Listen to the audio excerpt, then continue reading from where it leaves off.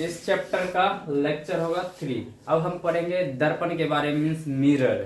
ठीक है, देखो सबसे पहले नंबर दर्पण किसे कहते हैं ये पढ़ लेते हैं। तो दर्पण वह है जो प्रकाश के परावर्तन के नियमों का पालन करते हुए प्रकाश को करेगा, परावर्तित करेगा, क्या कहलाएगा? दर्पण। इसका अच्छा एग्जाम्पल होता है जब सुबह सुबह उठते हैं चूड़े लेसन शक्कर लेके, तोरा बोल रहे हैं, ठीक है, चुड़ैल जैसे शक्ल लेके उठती है ना, मुंह कान धोते हैं, चल जाते हैं आईना के सामने, नहीं जाते हैं? आईना के सामने जाते हैं तो हमारा थोबरा जो है उसमें दिखता है, किसके कारण? दर्पण के कारण, प्रकाश के परावर्तन के कारण। तो प्रकाश के परावर्तन एग्जाम्पल बहुत अच्छा है ना, सुबह में उठते हैं और शक्ल देखते हैं तो प्रकाश किरण उसमें जाता है, उस मिरर से टकराने के बाद हमारे फेस पर पड़ता है, जिसके कारण उसमें हमारा फेस दिखता है, दिखाई पड़ता है। दिक्कत है तो दर्पण वह है जो प्रकाश के परावर्तन के नियमों का पालन करते हुए प्रकाश को परावर्तित करता है, उसे दर्पण कहेंगे। ये दर्पण कहेंगे इसको, है? एकदम दिखेगा तो शक्ल नहीं, भूत एक्चुअली कुछ पता नहीं चलेगा इसमें। ठीक है, जो प्रकाश परावर्तन करेगा जिसमें हमारा थोड़ा दिखेगा उसको क्या बोलेंगे? दर्पण बोलेंगे। जिसमें थोड़ा नहीं दिखेगा उसको दर्पण नहीं बोलेंगे। या कैसनो थोड़ा दिखे, चुड़ैल हो या कैसनो हो, भूतनी हो, दिक्कत है। अब देखो ध्यान से, यहाँ तक दिक्कत है। अब दर्पण कितने प्रकार के होते हैं? Mirror, types of mirror. देखो दर्पण दो प्रकार का होता है। कितने प्रकार का? दो प्रकार। एक होता है समतल दर्पण, समतल दर्पण, और दूसरा होता है गोलीय दर्पण। कौन सा दर्पण? गोलीय दर्पण। पहला समतल दर्पण होता है, दूसरा गोलीय दर्पण। अब समतल दर्पण यहीं तक खत्म हो जाता है। अब गोलीय दर्पण जो होता है ये दो प्रकार का होता है। कितने प्रकार का होता है? दो प्रकार का होता है। गोलीय दर्पण कितने प्रकार? दो प्रकार। पहला अवतल दर्पण, अवतल दर्पण, और दूसरा जो होता है उत्तल दर्पण होता है। दूसरा कौन से दर्पण होता है? उत्तल दर्पण होता है। पहला जो होता है अवतल दर्पण होता है, दूसरा उत्तल दर्पण। अब देखो ध्यान से, गोलीय दर्पण दो प्रकार का हो गया। अब गोलीय दर्पण देखो, ये हो गया और ये हो गया। ये तुम्हारा कौन सा दर्पण हो गया? गोलीय दर्पण। कौन सा दर्पण? गोलीय दर्पण है। कौन सा दर्पण है? एम और एम, ध्यान समझना, एम और एम, 1 और 2। ठीक है, ये दोनों कौन से दर्पण है? गोलीय दर्पण। गोलीय दर्पण तो दो प्रकार का होता है। तो यहाँ पर देखो इसमें दो प्रकार का है कि नहीं? तो बताओ, ये वाला जो है 2 नंबर इसमें आ जाएगा, इसको हम बोलेंगे अवतल दर्पण। कौन सा दर्पण बोलेंगे? कौन सा दर्पण?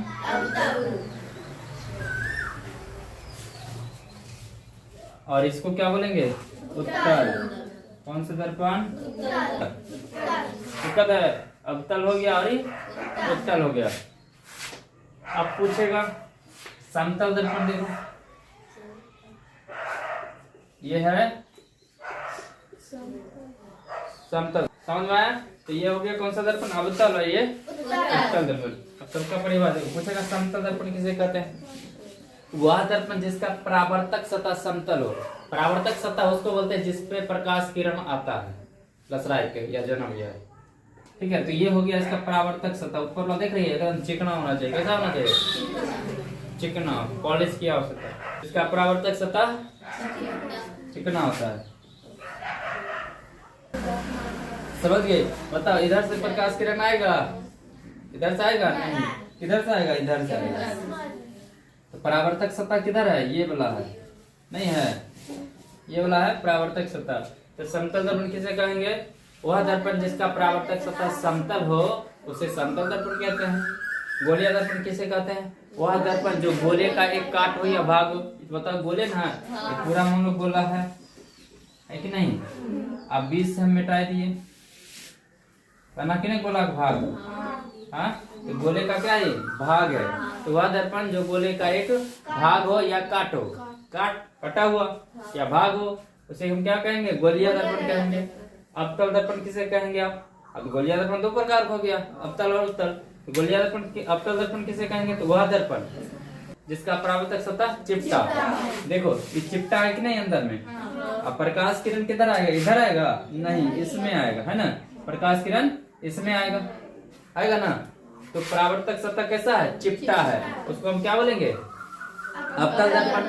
अब वह दर्पण जिसका परावर्तक सतह उभरा हो, देखो एक उभरा है ना, तो इधर प्रकाश किरण आएगा, अब इधर आएगा। लेकिन इसका परावर्तक सतह तो यही ना है, लेकिन इसका क्या उभरा है और इसका क्या है, चिपटा है, इसलिए इसको क्या बोलेंगे, उत्तल दर्पण। उत्तल दर्पण किसे कहते हैं, वह दर्पण जिसका परावर्तक सतह उभरा उसे उत्तल दर्पण कहते हैं। सबका परिभाषा लिख देते हैं, सबका परिभाषा हम लिख दिए। समतल दर्पण, देखो वह दर्पण जिसका परावर्तक सतह समतल हो उसे समतल दर्पण कहते हैं। इसको याद रखने की जरूरत है ना, कहते हैं हल्का। समतल दर्पण जिसका परावर्तक सतह समतल हो समतल दर्पण कहते हैं। गोलीय दर्पण, देखो नाम से पता चल रहा है, वह दर्पण जो गोले का एक काट हो या भाग हो उसे गोलीय दर्पण कहते हैं।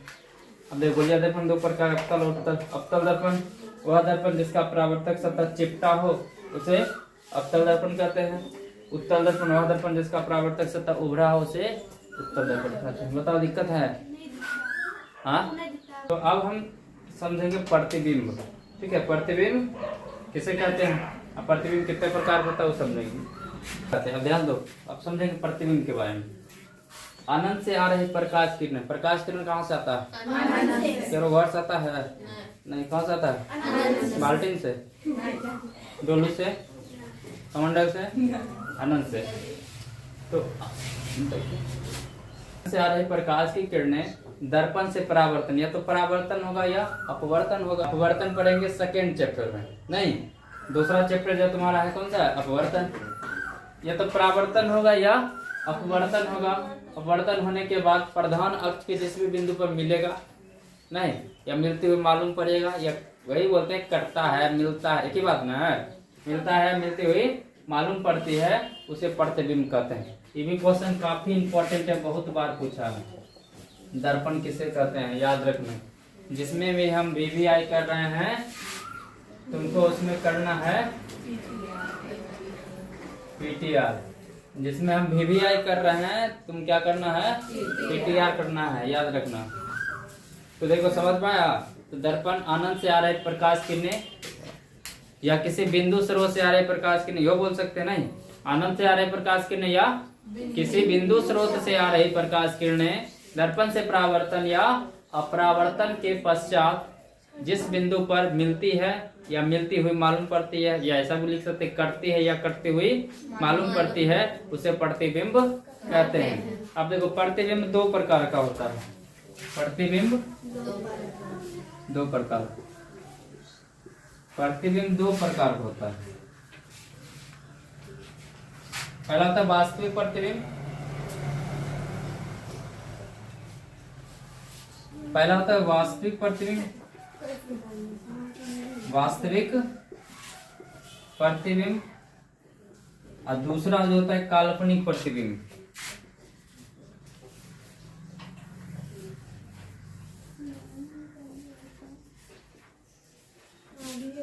इसी का दूसरा नाम है आभासी प्रतिबिंब, याद रखना। कथी नाम है, आभासी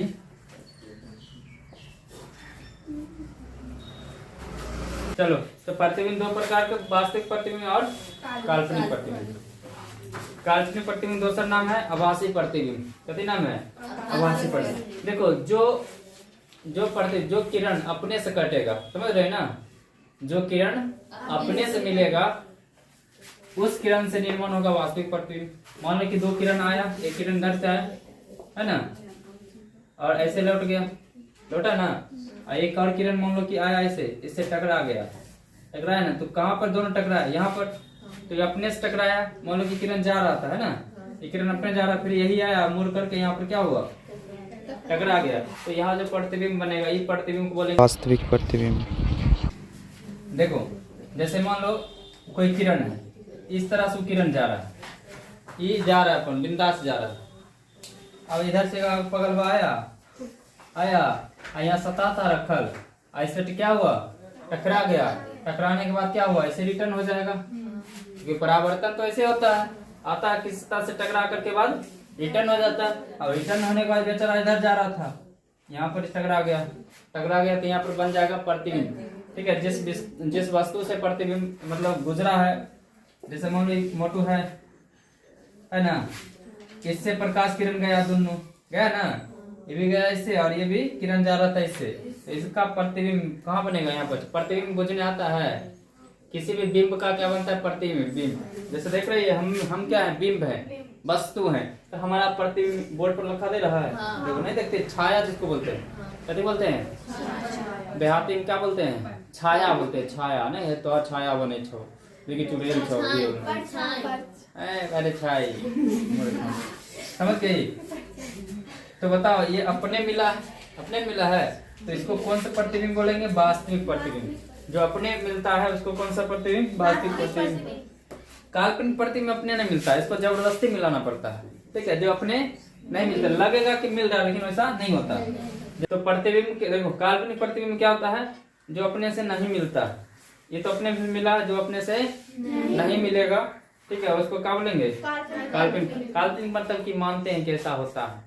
काल्पनिक में फिर मोबाइल खरीदेंगे, खरीदने न है, कल्पना कर रही है, कल्पना कर रहे हैं कि मोबाइल खरीदेंगे, तो ये हो गया काल्पनिक प्रतिबिंब। एक इमेज बन रहा है दिमाग में कि ऐसा मोबाइल होगा मेरे पास में, जिसमें 10 कैमरा होगा, एक कैमरा में खाली नाक का फोटो आएगा, दूसरा में खाली आंख का आएगा।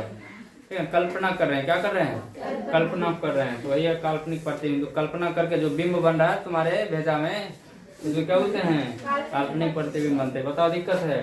तो काल्पनिक वास्तविक प्रतिबिंब किसे कहेंगे, वह प्रतिबिंब जिसका निर्माण वास्तविक किरणों के कटान से होता है उसे वास्तविक प्रतिबिंब कहते हैं।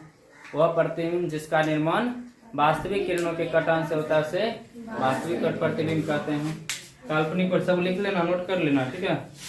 काल्पनिक प्रतिबिंब, वह प्रतिबिंब जिसका निर्माण काल्पनिक किरणों के कटान से होता है उसे काल्पनिक प्रतिबिंब कहते हैं। वह प्रतिबिंब जिसका निर्माण काल्पनिक किरणों के कटान से होता है उसे काल्पनिक प्रतिबिंब कहते हैं। भेजा मटा सबको याद करके आना है। नेक्स्ट वीडियो में हम पढ़ेंगे प्रतिबिंब निर्माण, उसके बाद ये समझ में आएगा और, ठीक है। तो मिलते हैं, अभी के लिए झींगा करेला कदुआ का जूस पीजिए और मस्त रहिए, स्वस्थ रहिए। मिलते हैं नेक्स्ट वीडियो में। तो thanks for watching, see you soon, take care, bye.